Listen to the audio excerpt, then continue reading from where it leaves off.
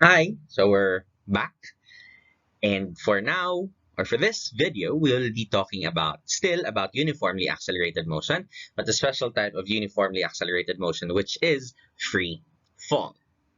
So as I've mentioned in the previous video about uniformly accelerated motion, we have discussed uniformly accelerated motion horizontally or along the x-axis.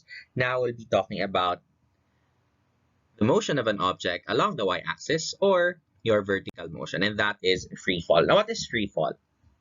When objects are dropped, for example, if we drop a paper in a book, what we observe usually here on Earth is that the book will reach the ground first compared to the piece of paper.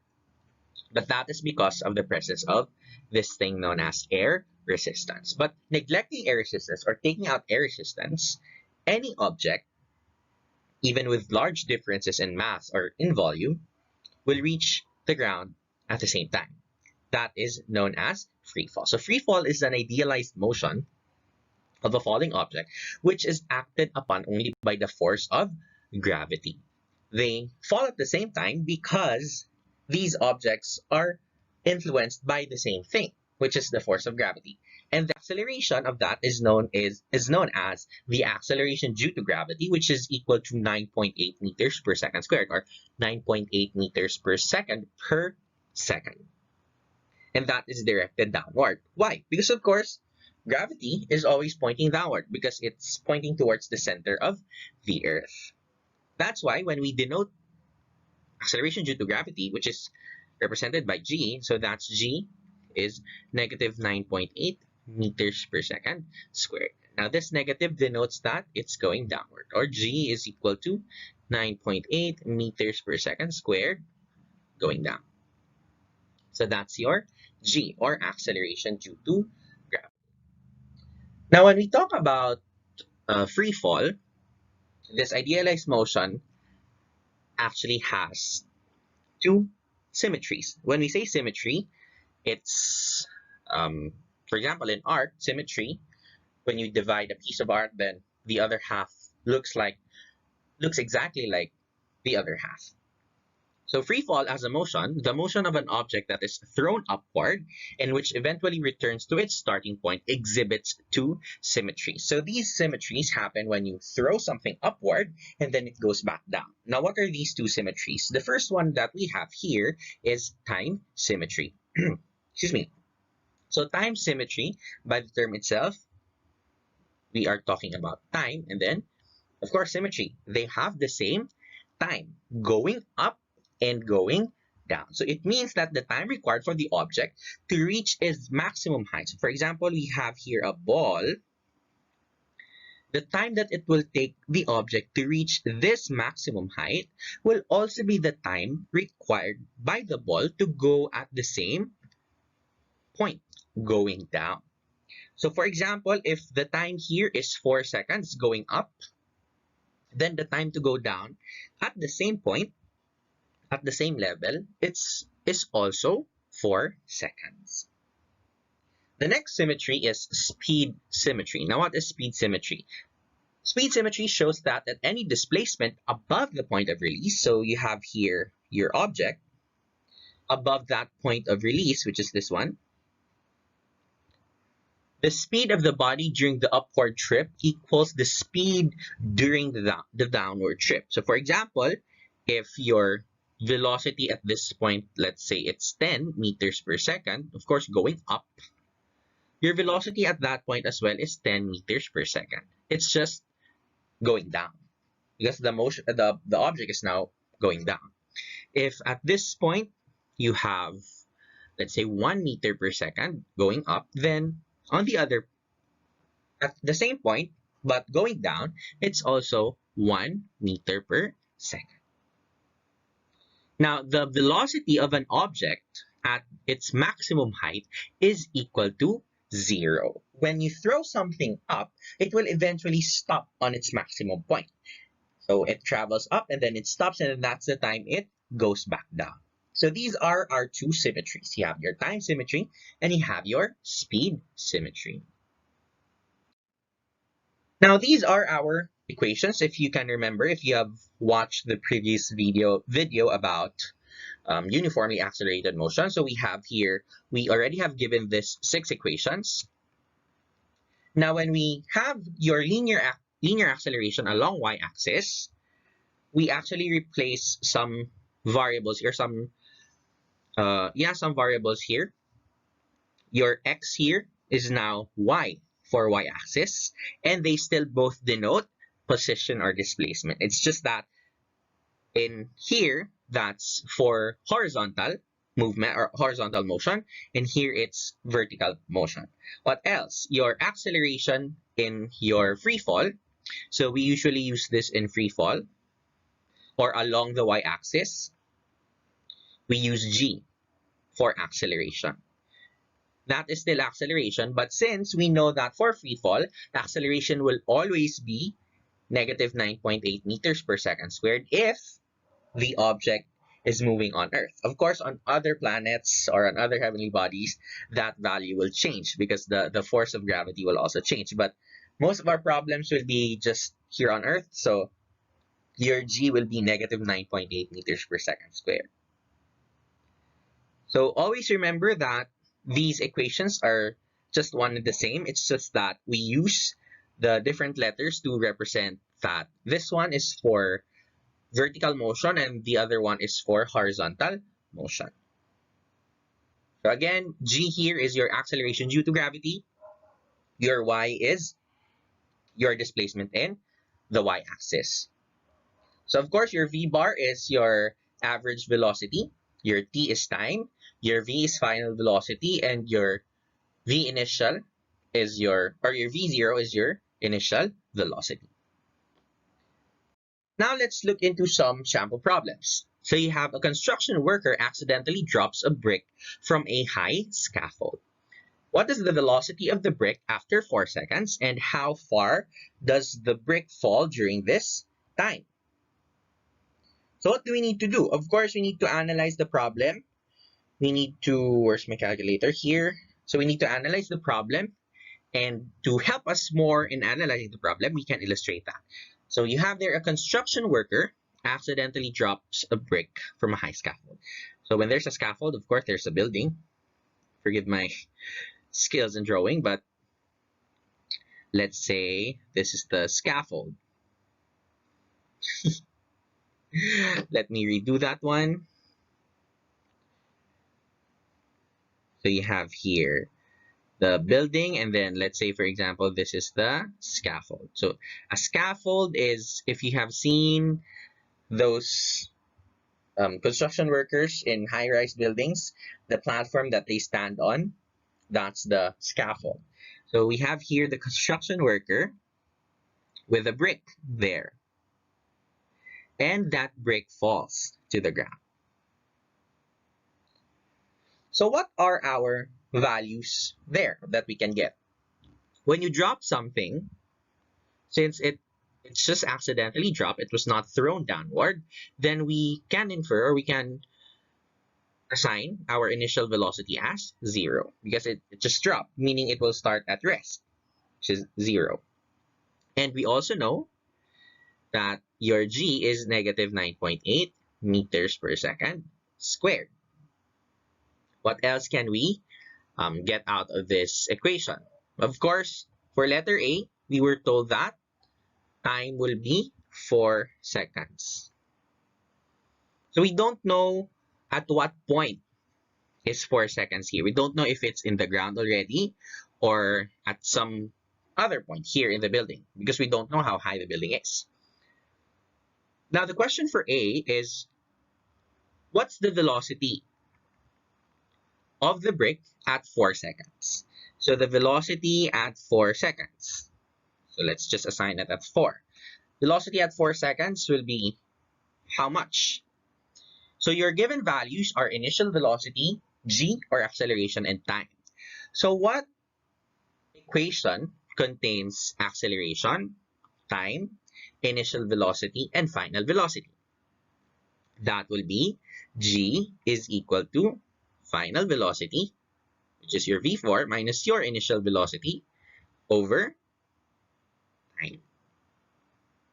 Remember, this is the same as your A is equal to V minus V0 over T. So that's just one and the same. Now we need to solve for this one. So creating or deriving a formula for that, you just transpose that one. You get GT is equal to V4 minus V0. And then you transpose that one again. You have V4 is equal to GT plus V0. Now, substituting your values, you know that V0 is 0, right? You have it here. V0 is 0. So you're left with V4 is equal to, or your velocity at 4 seconds will be G times T. So velocity at 4 seconds will be G, which is negative 9.8 meters per second squared, times 4 seconds. So cancel that out. You're left with meters per second. So your velocity at 4 seconds will be negative 9.8 meters per second squared multiplied by 4. And how much is that? Negative 9.8 meters per second squared times 4. That is negative 39.2 meters per second. Which means that the velocity is 39.2 meters per second going down or going towards the opposite direction. But since this is vertical motion, then we can say that it's going down. Or you can rewrite it as 39.2 meters per second going down. That's one and the same as well. Or you can write downward, 39.2 meters per second downward. Now for our question B, how far does the brick fall during this time? Which means we are talking about the displacement. So at 4 seconds, how far was it able to travel? How far was the change in position? So we are asked about y. So we are given with our initial given variables are time, you have initial velocity, and gravity or acceleration due to gravity. And what equation can we use to solve for y using time, initial velocity, and g? That will be your y is equal to initial velocity times time plus 1/2 gt squared. That's one and the same. That's one and the same as x is equal to v0t plus 1/2 at squared. So they are just the same. It's just that we use y and we use g. So substituting your values, you know that v0 is 0. So you can take that out actually. Then you're left with y is equal to 1/2 gt squared. So y is equal to 1/2. Your g is negative 9.8 meters per second squared times what is time. So time is 4 seconds squared. Do not forget to square the time. So proceeding with the operation, you have 1/2 or 0.5 times negative 9.8 times the square of 4. So you get 0.5 or 1/2 times negative 9.8 times 4 squared is negative 78.4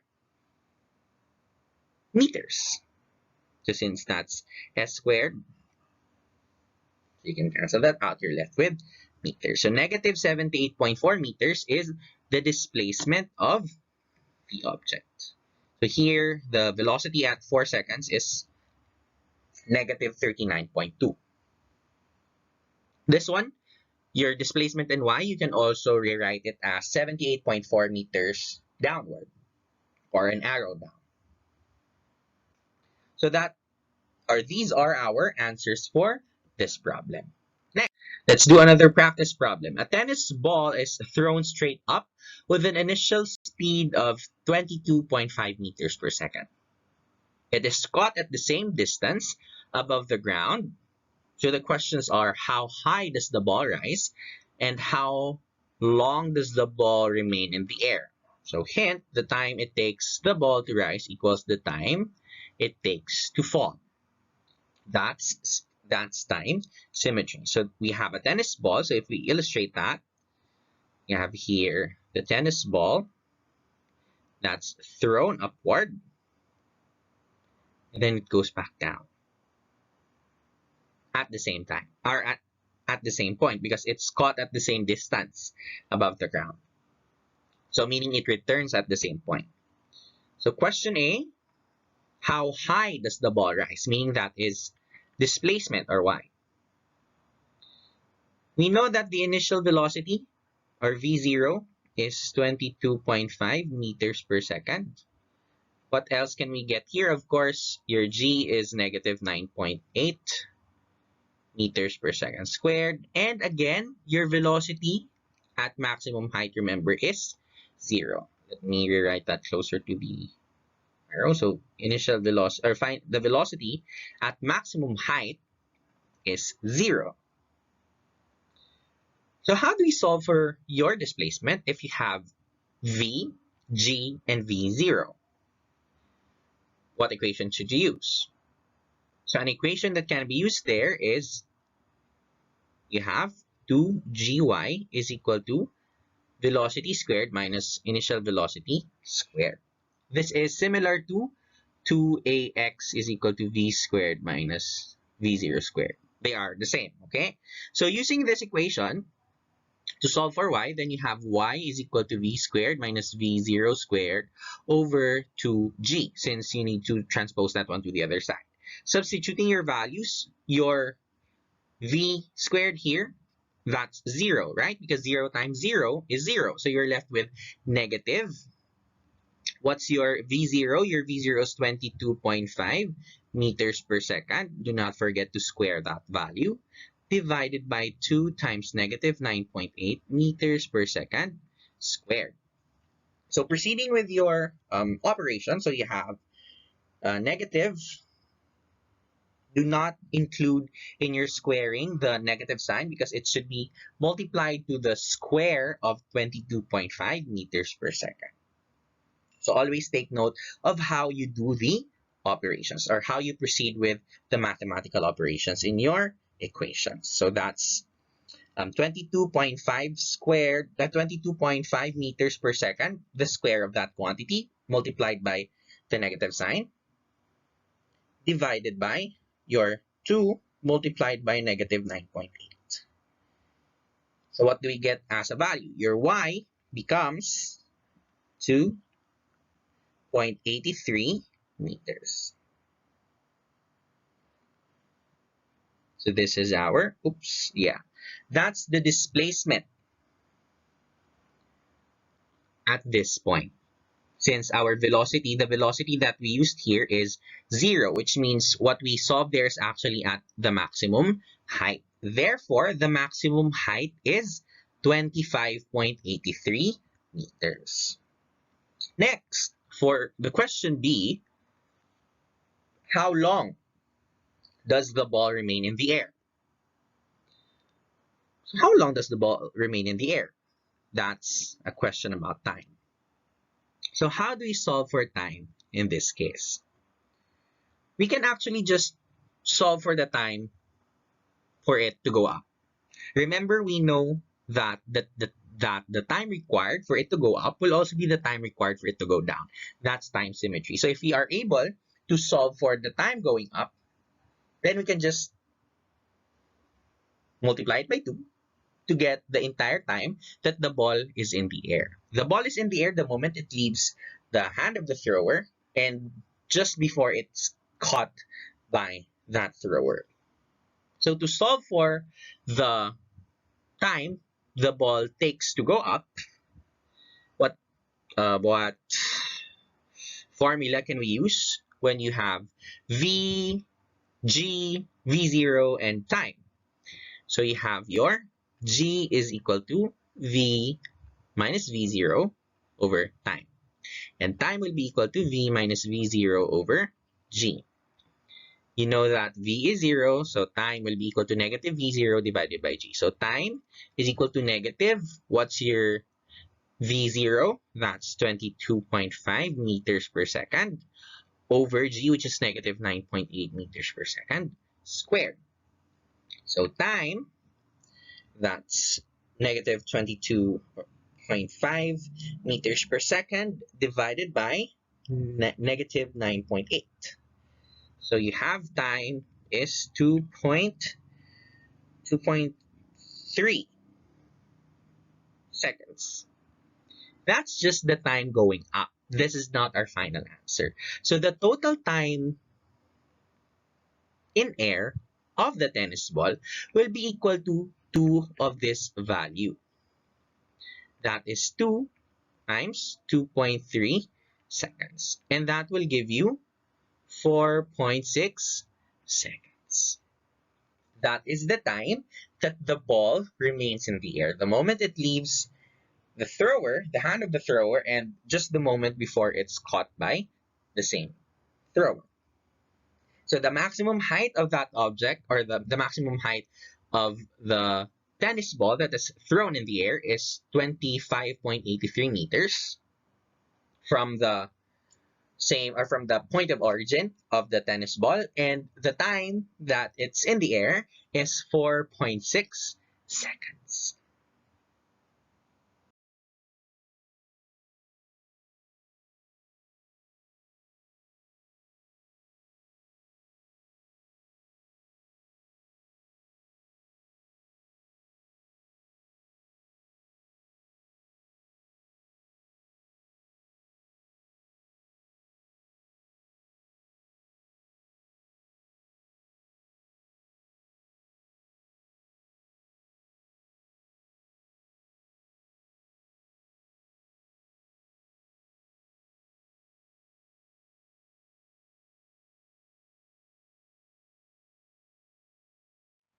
Now we have here another problem.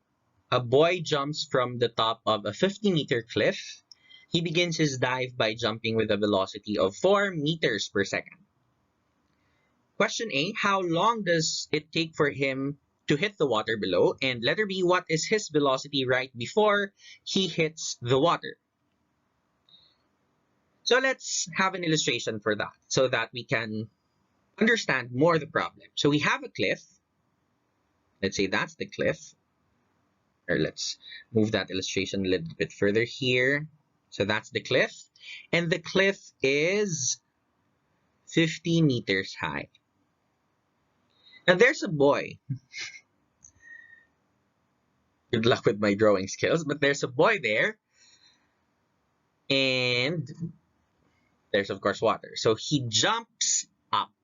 Remember, jumps up with a velocity of 4 meters per second. So he jumps up first. And then, of course, he goes down and reaches the water at 50 meters below. So question A, how long does it take for him to hit the water below? So the time. How long will it take, or how long does the boy take from jumping up to go down here? How long will he take? So what are our values, or what are the variables that we can use to solve for this one? Remember that what we can do here is that this one here, it starts at 4 meters per second.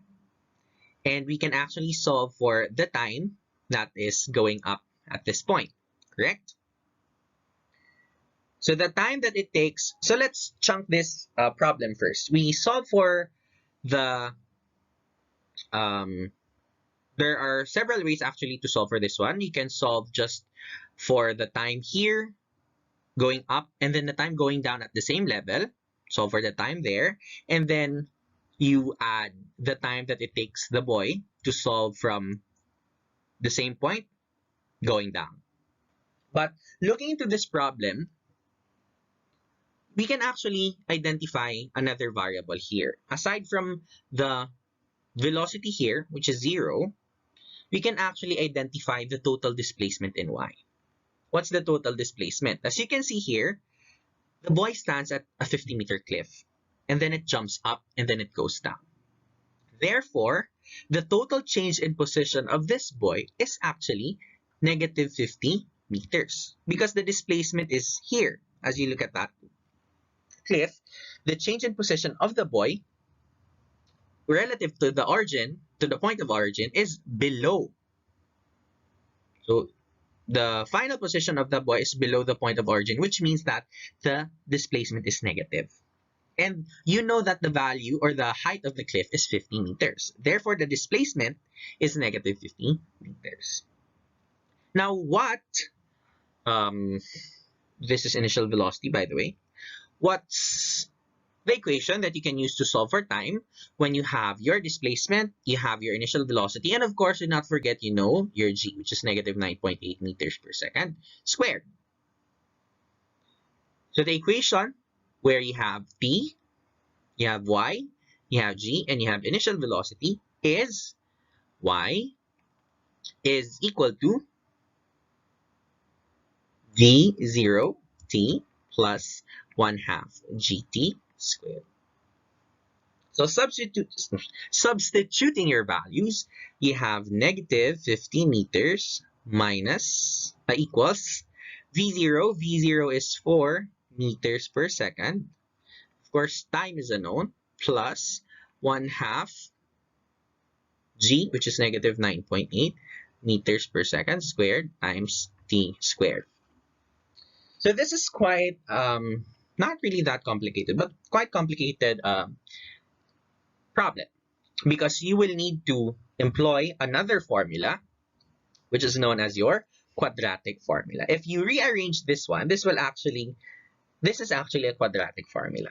Rearranging this one, you have, of course, 1/2 times negative 9.8 meters per second squared. That's negative 4.9 meters per second squared t squared plus 4 meters per second t plus 50 meters is equal to 0. If you transpose this one as well to the same side as your other expressions. So this one actually resembles a x squared plus b x plus c equals 0, which is a quadratic equation. Remember that this is a quadratic equation. So to solve for these x's, which is your time in, which is your time in our formula there, or in our expression there, negative 4.9 meters per second squared t squared plus 4 meters per second t plus 50 meters. Now, what's the quadratic formula? So the quadratic formula will be, if the quadratic formula is x is equal to negative b plus minus the square root of b squared minus 4ac over 2a, then that will give you, since your x here is t, so time is equal to, what's your b? B is 4 negative. So you can see there's a negative 4 meters per second plus minus the square root of, your b is 4 meters per second squared minus 4, your a is negative 4.9 meters per second squared times c, which is 50 meters. Let's extend that one. All over your 2a, which is negative 4. Let me erase that one. Oops. So you have negative 4.9 meters per second squared. So let's simplify this expression. So you have, let's simplify the ones here in your square root, or inside the square root. You have 4 meters per second squared minus 4 times negative 4.9 times, or plus, times 50, I mean. So again, that's 4, you square 4 meters per second squared minus the product of 4, negative 4.9 meters per second squared, and 50 meters.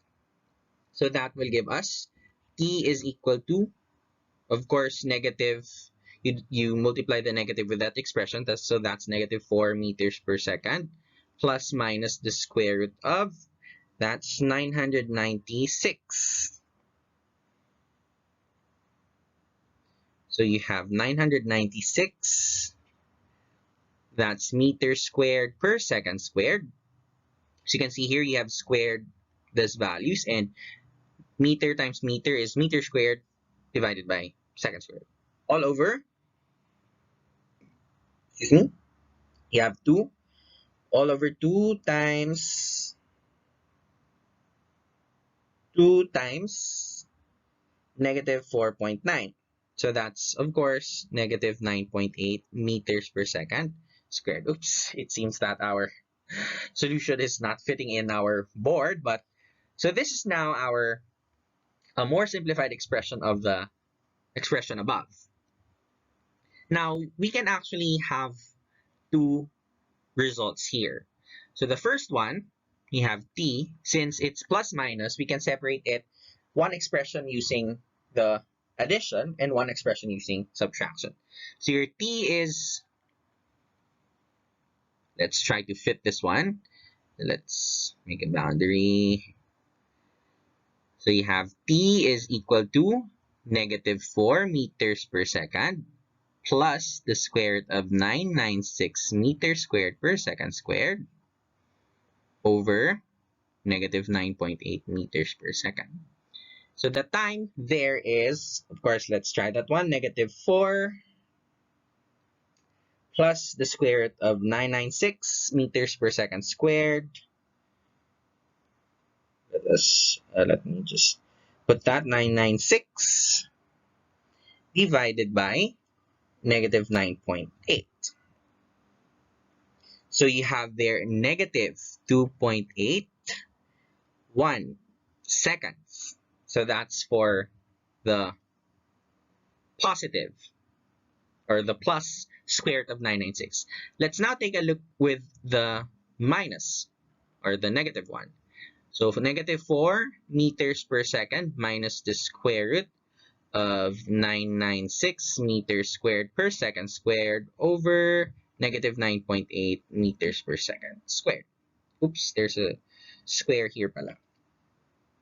So that's negative 4 minus the square root of 996 meters per second squared divided by negative 9.8. And that will give you time is equal to 3.63 seconds. So you have two values of time. That's negative 2.81 seconds and 3.63 seconds. Now, which one is the correct answer?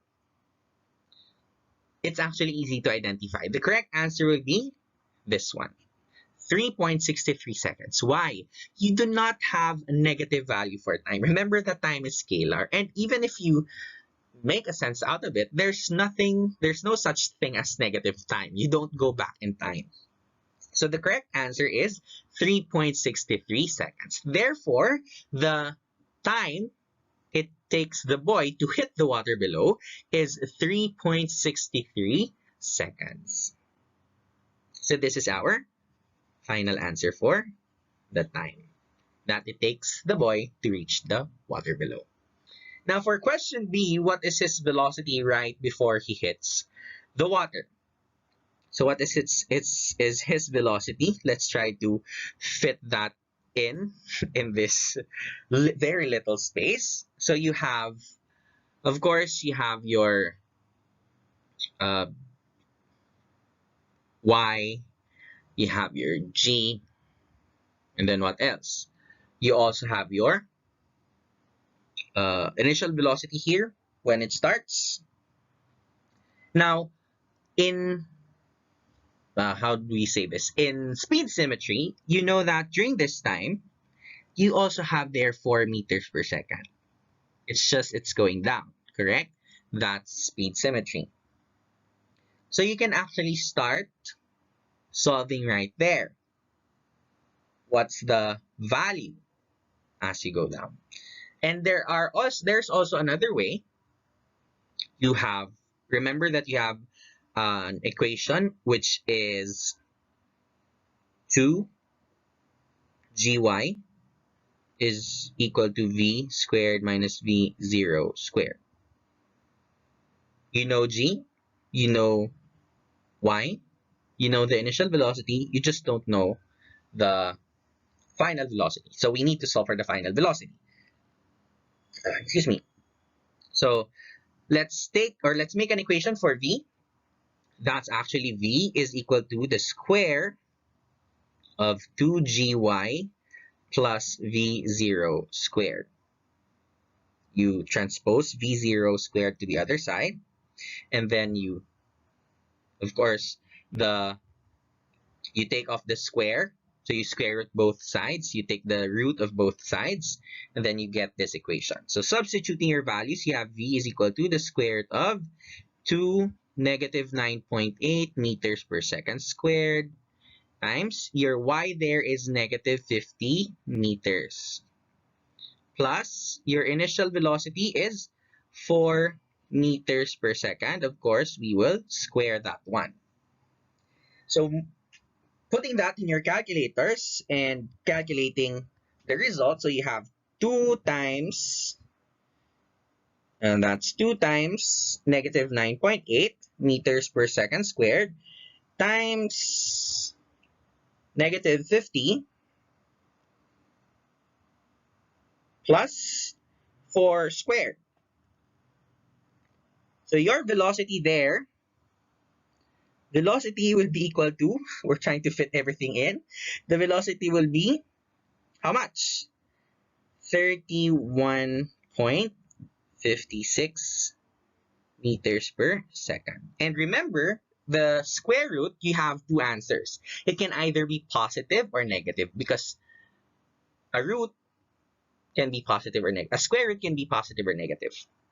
Now, we know that the final velocity should be going down. So which should be the correct answer? Is it positive 31.56 meters per second or is it negative 31.56 meters per second? That should be, of course, since it's going down, the correct answer will be negative. So it's negative 31.56 meters per second squared. So we fit everything in. So for letter A, the answer is the time will be 3.63 seconds. For letter B, the answer or the velocity, final velocity just before it hits the ground is negative 31.56 meters per second. So these are our final answers for this problem. So I think that's it for our sample problems today, and that's it for free fall. I hope that you were able to understand and you were able to have more skills in approaching free fall problems. So see you in the next video. Hopefully there's another one. Bye.